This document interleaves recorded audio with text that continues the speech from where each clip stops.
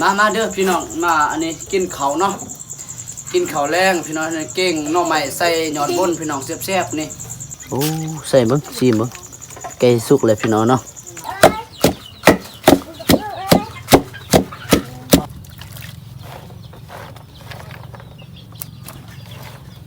สิเฮ็ดเมนู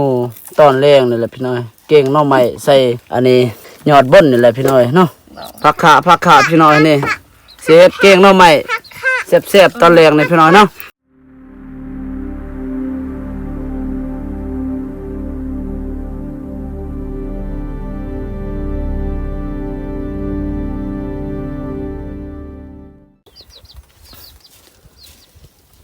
เอากับทักทายสบายดีเด้อพ่อแม่พี่น้องเนาะเบิดสุขุสุคนยินดีต้อนรับเข้าสู่2บ่าว4ชนบทลาวเส้นเก่าเส้นเคยพี่น้องเอ้ยเนาะพี่น้องตอนนี้เนาะบ่าว4ก็สิได้อัปเดตก็สิได้เปิดคลิปต่อคลิปบางอย่างนี่พี่น้องเอ้ยเนาะคลิปโตบ่าว4ได้ถ่ายให้พี่ให้น้องได้เบิ่งอันคลิปต่อคลิปไปหาหน่อไม้แล้วก็เก็บยอดบนบางอย่างพี่น้องเนาะตอนนี้ก็บ่าวซีก็อยู่สวนแล้วพี่น้อยเนาะอยู่สวนมันแล้วมาแต่หาเก็บยอดบนแล้วก็หาหน่อไม้บางอย่างพี่น้อยเนาะก็บ่าวซีก็สิได้อัปเดตเนาะอัปเดตใหม่อีกครั้งพี่น้อยเอ้ยตอนนี้ก็น้องสาวพิมพ์แล้วก็อีแม่เนาะเพิ่นกำลังอันนี้ปอกหน่อไม้แล้วก็อันนี้พี่น้อยเพราะว่าตอนนี้ก็น้องสาวพิมพ์กำลังกะเกียมเฮ็ด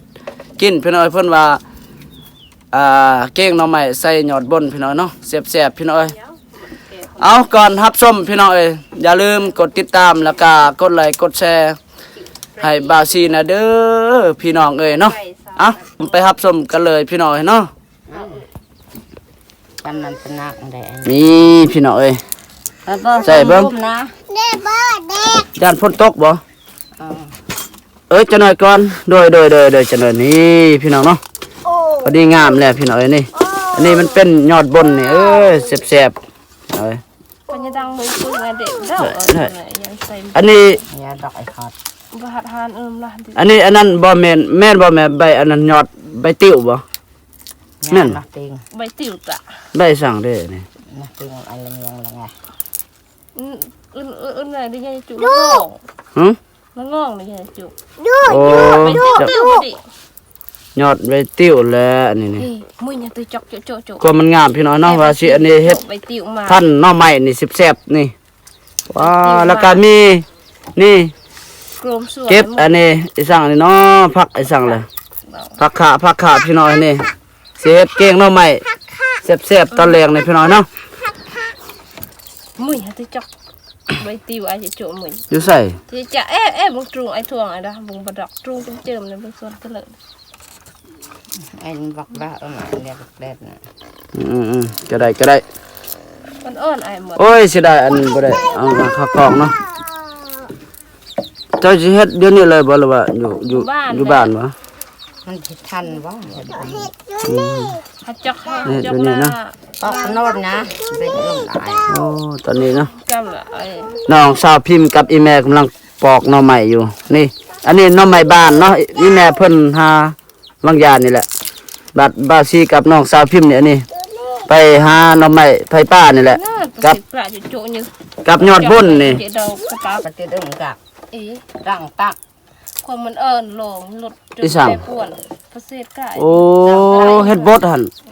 คนมันแก่เนาะหัวหนาวโอ้เฮ็ดบดคนมันลายพี่น้อยช่วงอันนั้นเด้มันเกิดย่ำอันนั้นหั่นตอนฤดูหนาวหั่นเด้เดือน12ดินแน่บอก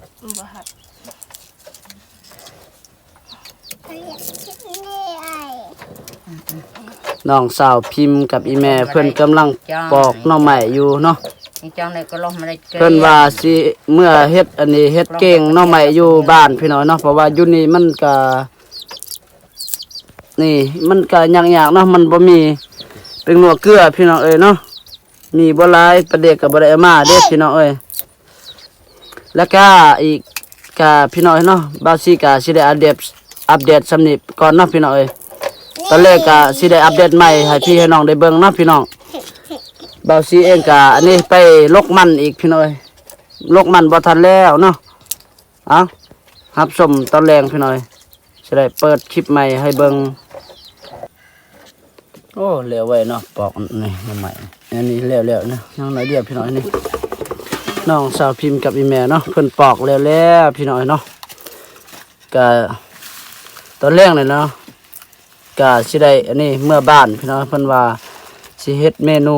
ตอนแรกนี่แหละพี่น้อยเก่งหน่อไม้ใส่อันนี้ยอดบ่นนี่แหละพี่น้อยเนาะนี่ร้อยอ๋อเพิ่นจมลูกอยากกินหน่อไม้แล้วก็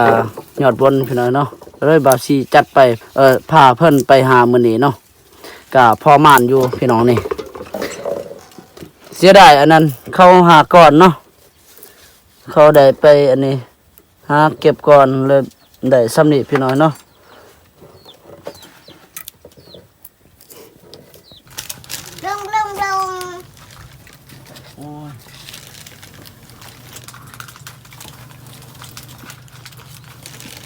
ลงงาม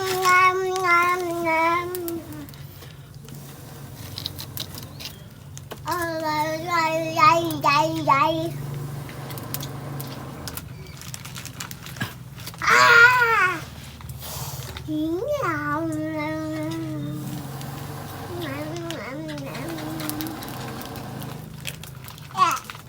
ใจรวดเบอร์เอาพี่น้องเนาะก็สิได้อันนี้ต่อคลิป ไปเจิม ก็สิได้ต่อคลิปบางอย่างเนาะพี่น้องเนาะตอนนี้สาวพิมพ์เพิ่นก็ได้อันนี้กำลังเพิ่นสิอันนี้เก่งหน่อไม้เนาะพี่น้อง เตยปี เพิ่นสิ เตย ต้ม เตย นี่พี่น้องเนาะเพิ่นสิใส่อันนี้สารโครงไก่เพิ่นซื้อบางอย่าง20,000กีบพี่น้องนี่อยู่บ้านเฮา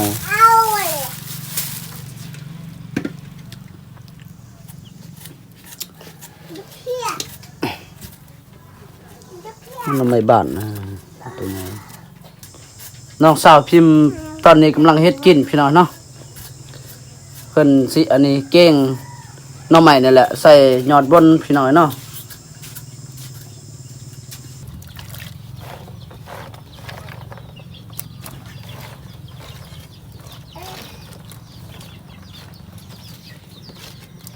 ที่มาอันนี้เฮ็ดกับนี่นะแล้วก็สิปรุงใหม่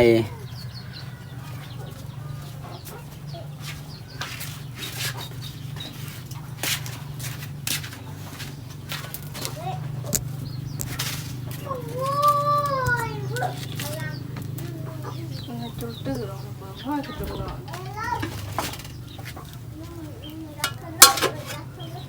บ่แม่นผาด ไปด่าจุงแม่เลยนะง่ายน่ะ ที่ได้ผาด ไปทำหนุ่มดูจังแกะ ตั้นแล้ว ที่จะให้จัง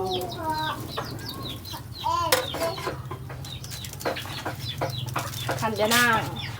ตั้นจะน่าเอาบ่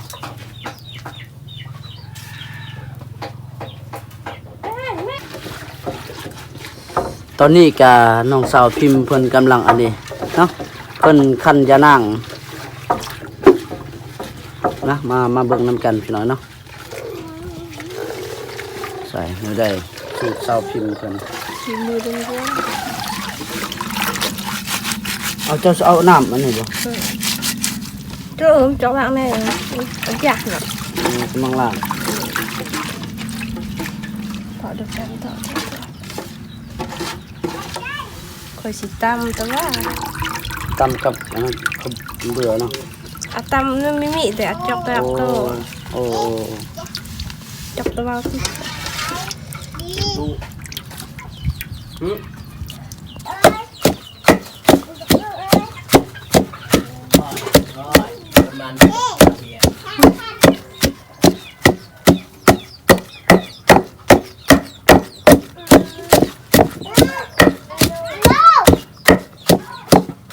อุโรสลี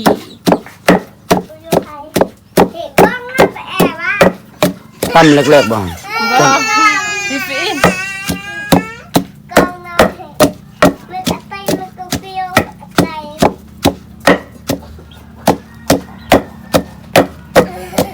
ตำเล็กๆด้วยเนาะ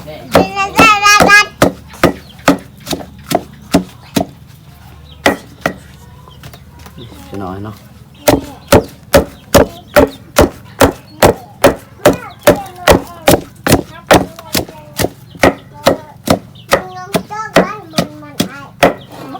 จับกลิ้ง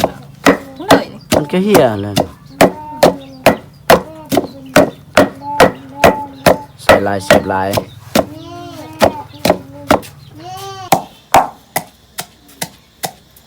โอ้จนค่ำเนาะกว่าสิสุกมันบ่ง่ายพี่น้อย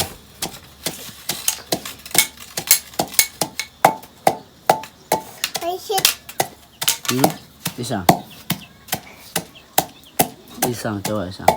บ่บ่ไหวสั่งโอ้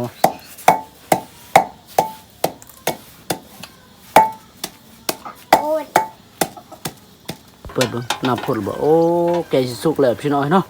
นี่เพิ่นว่าสิใส่น้ำอันนี้ยานางพี่น้องแซ่บๆเนาะโอ้น้ำอันนี้ก็สิได้อันนี้แหละพี่น้อยเนาะเพิ่นสิได้ทอกทิ่มเอาอันนั้นน้ำยานางใส่พี่น้องพ่อกับแม่ก็เนาะกำลังมาแต่สวนพี่น้อยเนาะแต่ว่าเขาบ่ทันฮู้พี่น้อยเฮ็ดแนวกินก่อนอันนี้เก้งหน่อไม้ก่อนแล้วก็หุงข้าวน้ำลังพี่น้อยเนาะได้แล้วไปอันนี้ทอกน้ำออกแล้วก็ล้างเนาะเอาไปเบิ่งน้ำกันเนาะพี่น้อย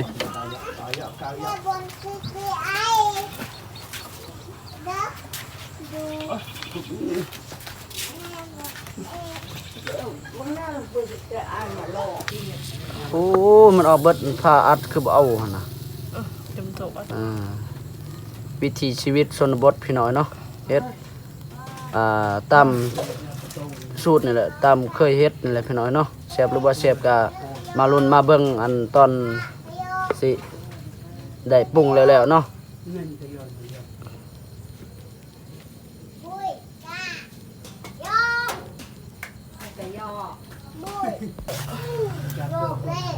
ใส่เบิดหันเลยบ่โอ้จวด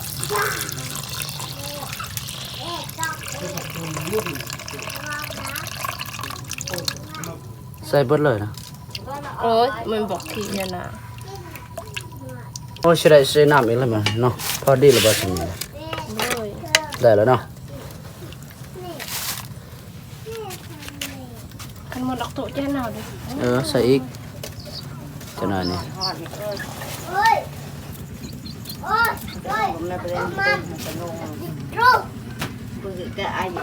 โอ้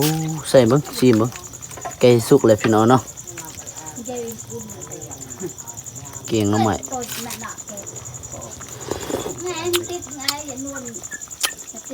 รับดิบอลผิดหรือลูกลีไงมันอยากเป็นยากแหละ สุดยอดเอาพี่น้องเนาะตอนนี้กาสุกแล้วเนาะกะเก็บกินข้าวแล้วพี่น้องเนาะกินข้าวแรงเลยนะสาวพิมพ์เพิ่นเฮ็ดกินแต่5 โมงพี่น้องเนาะอันนี้กะ6 โมงพอดีค่ำพี่น้องจังอันนี้สุกเนาะมาอันนี้กินข้าวน้ำกันพี่น้องเนาะมาเด้อพี่น้องมาอันนี้กินข้าวเนาะกินข้าวแรงพี่น้องเก่งหน่อไม้ใส่หยอดบนพี่น้องแซ่บๆนี่กินข้าวน้ำบ่าวซีเด้อพ่อแม่พี่น้องมาแซ่บๆเด้อน่ากินเด้อเนาะพี่น้องอันนี้แซ่บๆนี่นี่แก้วก็มีพักอันนึงพักอันนี้พันหน่อไม้นี่แหละเนาะดนเท่านึงได้กินหน่อไม้พี่น้องเลยหาก็ได้มื้อนี้พี่น้องไปหาวังอันนี้วังเพชรนี่แหละมีคนหาถ้ากูที่ไหนนะเต็มนะคะมีห้องเลยเนาะอาเต็มเพิ่มเนี่ยกูจะกระติบเนี่ยจุกผักให้โอ้น้ำปิแล้วต้องดึกมา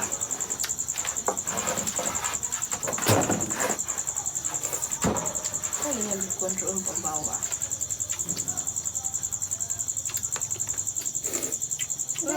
ทำ ข้างพันเลยไอ้มันมีหูกว่าไอ้เป็นเนี่ยหลัง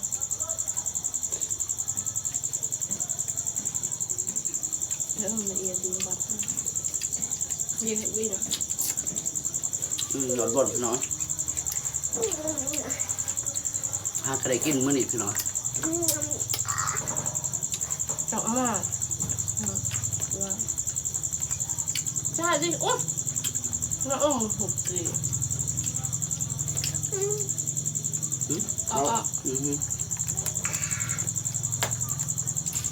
นี่จับลงเปิดจับเพิ่นมาเป็นหรอฟังนะสดๆร้อนเนาะเว็บมันนั่นแหละ ใช่จับ นั่นแหละ ไม่ได้ให้เต่าเลย กินข้าวแล้วว่าอันนี้สิไปเยื่องเครียดอีกพี่น้อยอยู่ตรงหน้าพุ่นแหละบ่มีแนวกินเลยพี่น้อย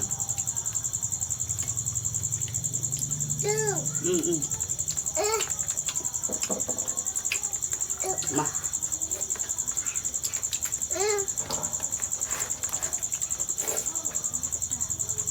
แล้วอุปกรณ์ตัวมันต้องเสียบอีกเป็นกินกลาง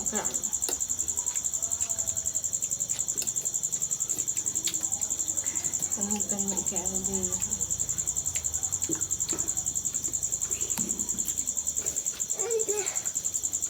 จับเลย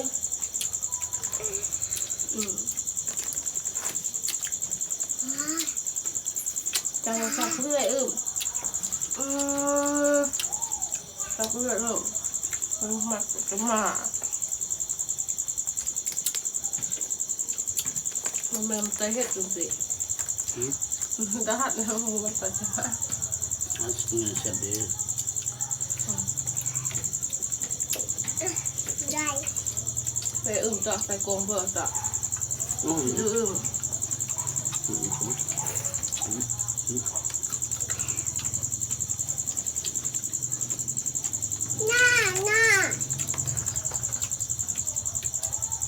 อนเพิ่นเฮ้ยเปิดเราเป็นปกติ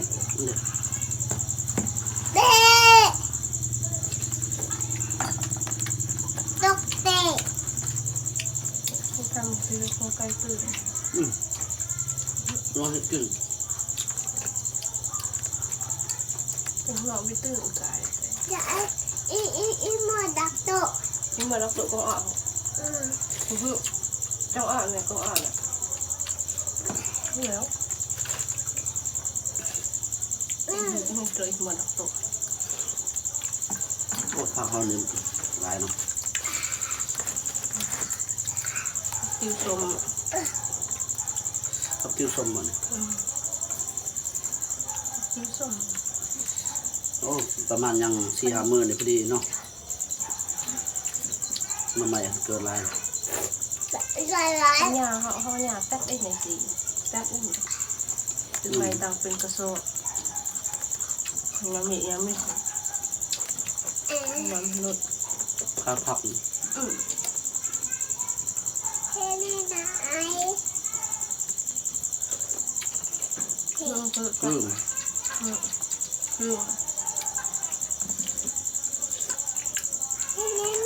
ตัวแนวถูกออกที่ไหนอ่ะนี่แหละ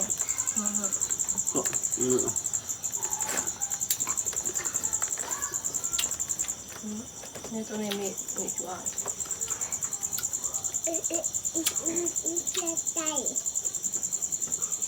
อันนี้เสียใจ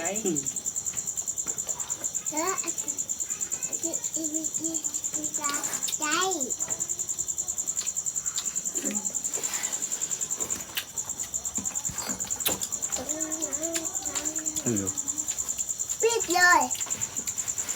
เปิดอยู่บ่เนาะก็อาจจะหมดออก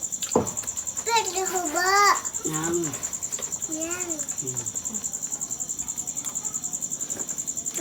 ดุนในปิดนี่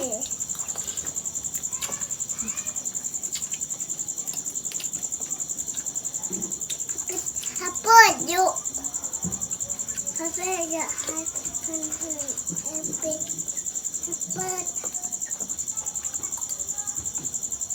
ักขาดจะใส่หรอ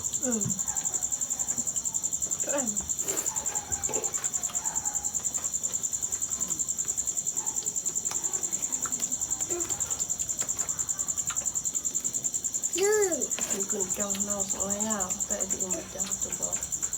จะพูดตื้อแล้วมันง่ายไงเจาะกับมาองค์กรบ่ตา แล้วเป็นน้ำมันตื่น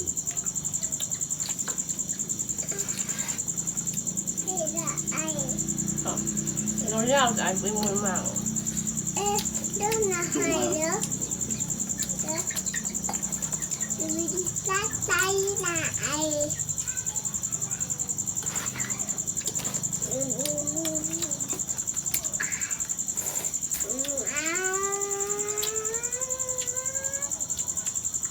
ชอบมากเพราะว่าองค์กร อ๋อลูกห่อนไหมห่อน ชอบมากเห็น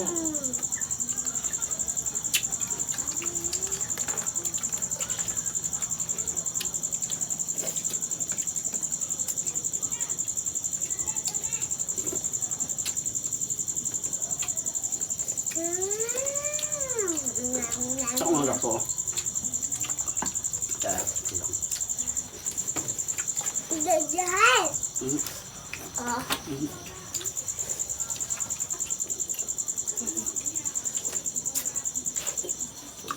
Chị bơ ê chị ai เรื่องแบบจะผัก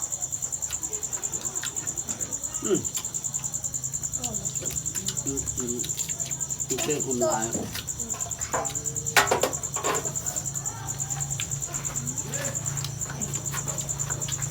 กินข้าวอยู่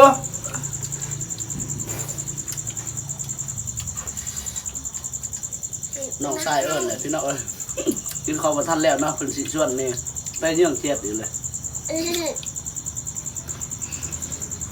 น้อง นี่กะทำนะโหนท่านไปนะ เด้อ chừng con ngọt chết ไอ้ทูมบอกแหละ บ่ กูอึ้งอ่อน เป็นดอกห่อน มันหมด มันhồn hồn hồn áo trong con ai lùa ต้ ôi นขา thếมันไอ้เอิญเอิญเอิญเฮ้มันไอ้เอิญ ตอกมัน ง่ายเดี๋ยวมันเจาะเลย เอาพี่น้องเนาะก็คลิปนี้ก็จบลงเพียงเท่านี้พี่น้องเอ้ยเนาะหลังจากกินข้าวแล้วพี่น้องเนาะกินข้าวกับอันนี้พี่น้องเอ้ยเก่งน้ำใหม่ใส่หยอดบนเนาะพี่น้องเอ้ยแซ่บๆเนาะน้องสาวพิมพ์เพิ่นเฮ็ดพี่น้อง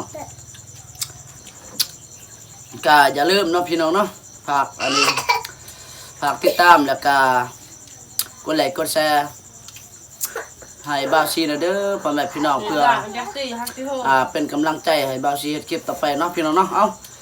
คลิปนี้ก็เท่านี้แหละพี่น้องเนาะเดี๋ยวบ่าวซีก็สิได้อัปเดตใหม่ให้พี่น้องเอ้ยฝากติดตามคลิปต่อไปพี่น้อง ฮึ